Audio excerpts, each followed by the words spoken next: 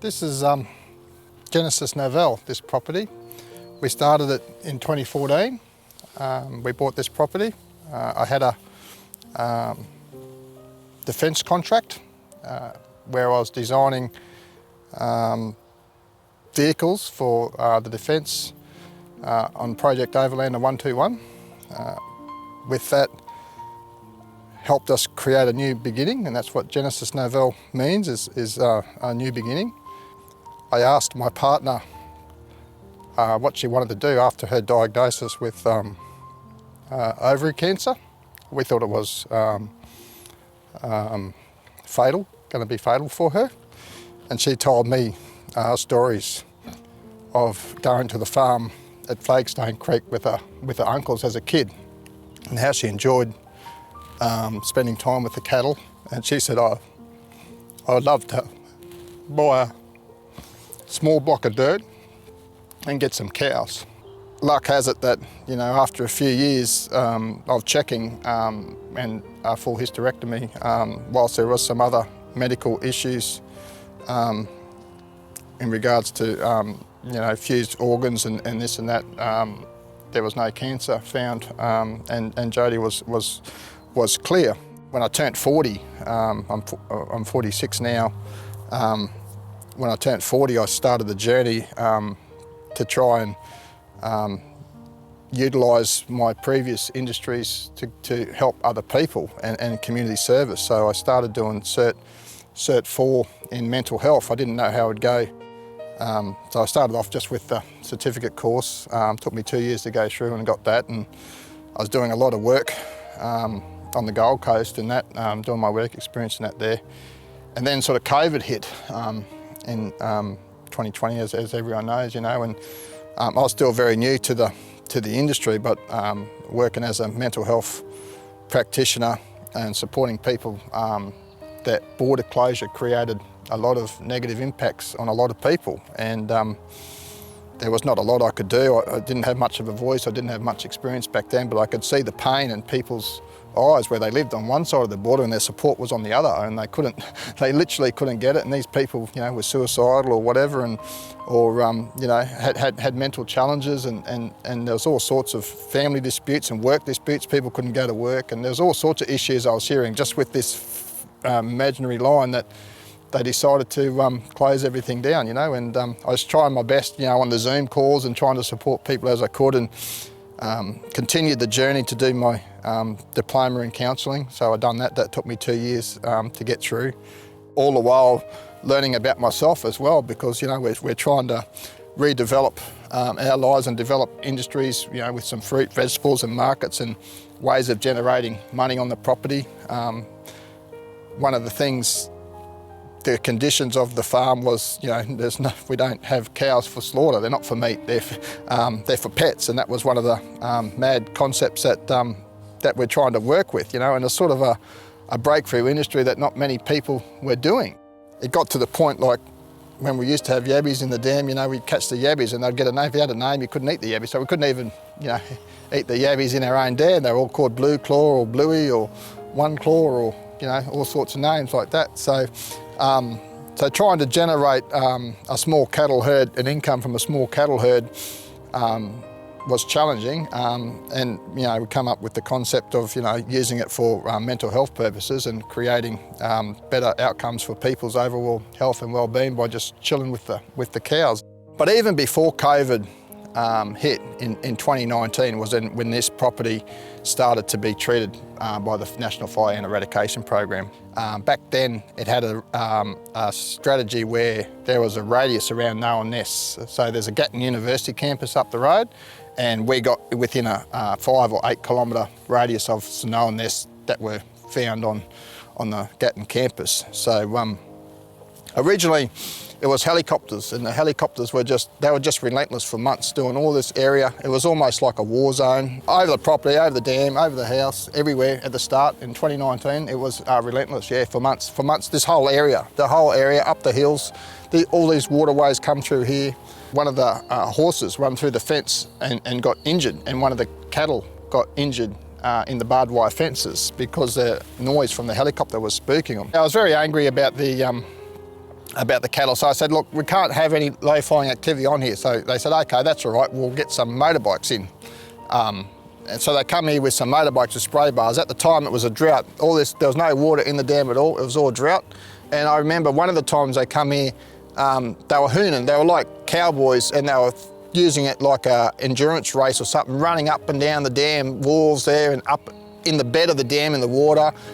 I remember asking them at the time if it was safe, and they said, oh, don't worry about it, it's harmless, it's all safe and effective. And I feel bad that I didn't investigate it further back then, but I just trusted that no, they're doing what they have to do, and they went along. But that motorbike scenario also stressed out my cattle and my horses. I said, look, you can't do that. And I was fighting with them all the time, and my primary concern was the fact that they're stressing out the horses and stressing out the cattle, running them through the fences. We haven't got very good fences anyway, it's just all barbed wire. It's not like a big commercial place or anything. There's no wooden, it's not safe fencing. It's just cheap fencing, and it's not designed to, for spooked animals. These are quite handled everyday animals. They're not wild animals, and doesn't need to be normally on normal circumstances. Anyway, and then next time they says, okay, we'll just come and hand treat it. I said, oh, that'd be better. But then they rocked up with like 20 or 30 people in a line in their high-vis shirts, and they just marching, two by two or whatever with their thing, and that just freaked the animals out even more, and they just had no common sense at all with how to behave in the paddocks with the animals. And I said, look, this is not good enough. I said, you can't do it. And then I said to them, I said, look, it's not unreasonable for you to tell me what day you want to come. I said, treat 2 paddocks, and then I'll make sure there's no animals in them paddocks, and then come back, and then I'll swap the animals around so they're in them paddocks, and then come and treat the rest of the place, And they said, oh yeah, we can do that, Trevor, that'd be no worries, And they says, we'll come with 4 people, they said, we'll come with 4 people and do 2 paddocks of your choosing, and then you can swap around the animals and then we'll come back later and do the rest, And I said, because I said to them at the time, I said, look, we're not going to give you access to the back paddock because this is all waterways, the whole lot's waterways. If it rains here, that's all waterways, this is all waterways, all through here. It all flows into the water, there's channels there. I know there's some dry channels there, but it's all, when it rains, it's all flows, And I said, look, I'm not going to give you access to the waterways. It says on your permit you can't do that anyway. And they come in, they've done a couple of paddocks, and then we moved around the animals. That was March 2024 when they come and treated 2 paddocks, and we had that agreement, and they come and done that, and I hadn't heard anything back from them. I had my first calf die on the 30th of November 2023. We took it to the vet and they tested it for snake bites, and there was no snake bites, and tested it for anything, and they couldn't find anything, and and it was just sort of discussed about must have been some sort of toxin or liver problem is what was discussed, or whatever.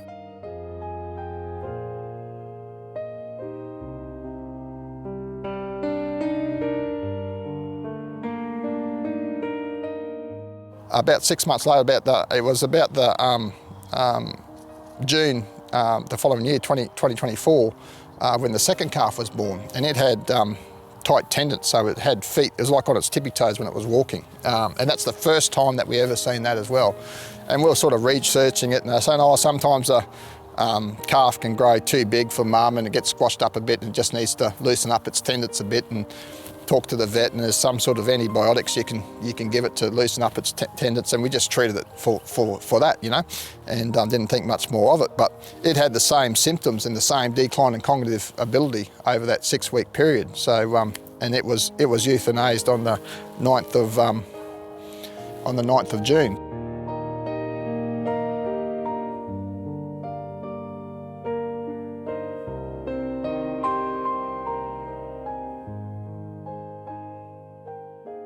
I started to get really suspicious now about that's a second calf, and I started researching about it now, and I'd done some research that other people were saying that they had a greater miscarriage rate in their cattle where the treatment's been done. People have been reporting on it, and I've seen some ads on LinkedIn, some commentary on LinkedIn saying similar things, and I started looking into it, and I asked the vet when we euthanize the second one, can we get it tested, because the first one, it was late at night and the vet said, oh, our freezers are full, and there was no, it was on the weekend and there was no opportunity to put it in the freezer or whatever and take it in on Monday. It always happens at, in proper times, but this time we could plan it, and we planned it and euthanized it and took it straight down to USQ for a necropsy. And we got some preliminary data from the vet saying, oh, they're talking about toxic liver poisoning. So it's about this time I emailed the guy, because I told him, look, I'm not talking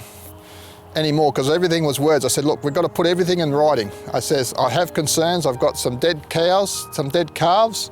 I said, I've got some severe concerns, and until they're addressed, I said, I'm not letting you back on the property. And I could tell there was a serious problem, because I was ghosted for 2 months after that. They never got back to me. They never answered me from that at all, and several emails went by unanswered. And as I'm getting some feedback from the vet talking about, possibly liver toxic chemicals, and then when I got the necropsy report, that's when, I started, really seriously think, well, what's going on here, and really started to show some serious concern, yeah.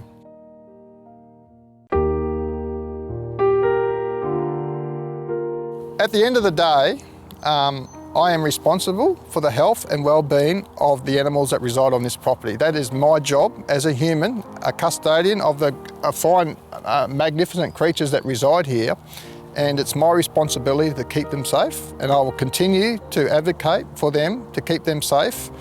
And I feel, even though it's not documented anywhere, that we have the right not to be exposed unnecessarily to toxic chemicals.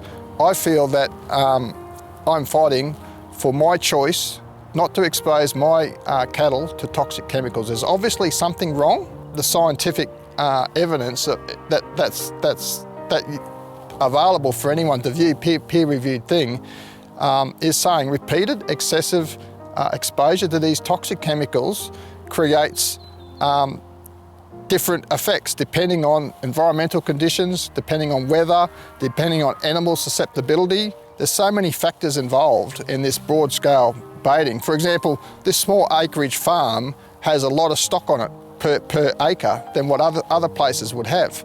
And the research says that in areas of high concentrates of urea and manure, then the chemicals are going to last much longer in this environment than what it would on some residential block that doesn't have any cows staying on it. So it varies from site to site. So not considering, and also this site in the drought was specifically designed that all runoff from the rain goes to the dam, which is the cow's drinking water.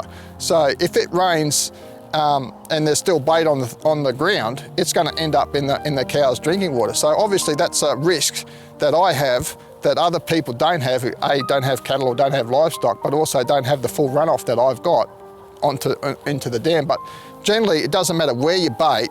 If it rains, it's going to wash into a waterway. They literally ghosted me for months, and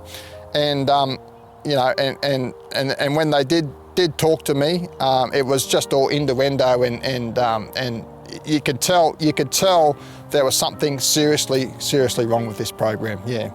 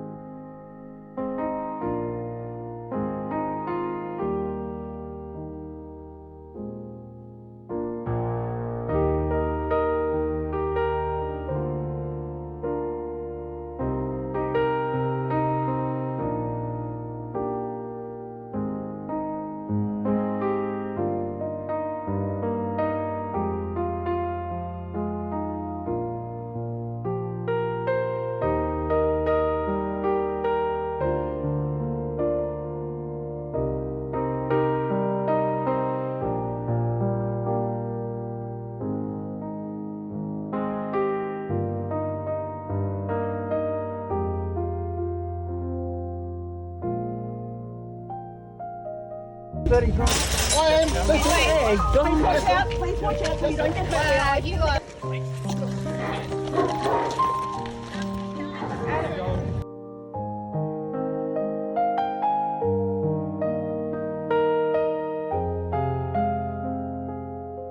So I've been charged criminally as obstructing police, yeah. And that's a process that I have to continue going through to see the extreme behaviour that they went to force entry onto my property that didn't have fire ants, to make a stand about distributing chemicals on properties, 100% of properties, in the eradication area, no matter what, no reasonable excuse considered. I presented a reasonable excuse, which included an open letter from Dr. Joshua King from the University of Central Florida that says prophylactic treatment of these chemicals in areas where there are no fire ants actually creates an environment that will hasten the distribution and spread of fire ants into that area, due to the fact that these chemicals are non-target specific to fire ants. They'll kill any ant, and ants are the best defence against fire ant invasion. So by putting these chemicals out where there are no fire ants, they're killing the native ants, which are creating an environment that's going to help fire ant spread to this property. So that's one of them, but also done the training with Dr. King as well, with my hot water machine that I bought, because I wanted to be proactive with my biosecurity obligation, and I felt I needed to do everything I could to understand the biology of fire ants, understand how to treat them, come up with alternatives, because obviously I investigated the program. They didn't have any non-chemical alternatives, so I thought, I'm going to investigate this and provide some alternative technologies for that.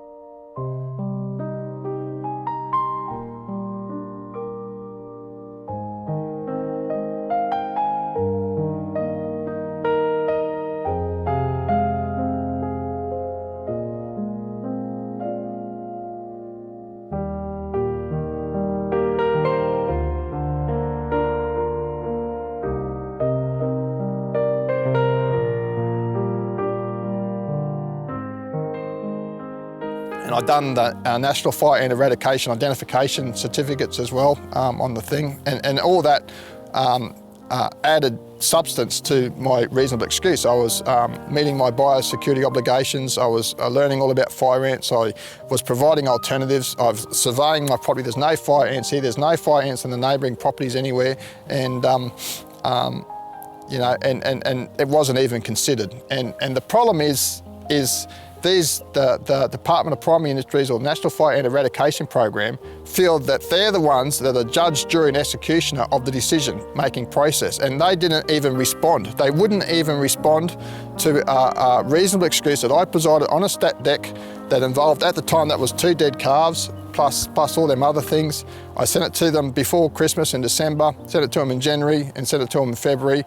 Zero response at all. So I sent them the reasonable excuse with the stat deck and 3 notices that remained unanswered even to this day. And even when they come here on the 16th of April, that reasonable excuse that I presented to them remained unanswered. I still haven't got an answer on why that, whether, what that result was. I didn't have a choice to appeal their decision. Only a court can decide what is reasonable and what is not reasonable. These guys are trying to bypass that whole process and make the decision themselves, because their process only can work, and it can't work anyway, but they must do 100% coverage 3 times a year if it's to work. And so they're denying people's medical certificates, they're denying people's allergies, that people are getting rashes from the chemicals, respiratory problems.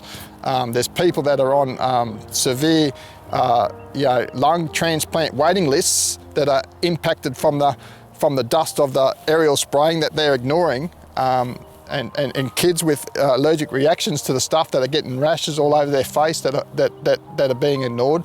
So there's not a single thing that they can accept, because if there's one gap in their plan for their strategy to even come close to working, they must kill off every single ant and kill off everything in that eradication program. But as you can see, eradication was impossible when they first discovered them in 2001, and it remains impossible now with probably a million hectares of land in southeast Queensland invaded by fire ants. So yeah.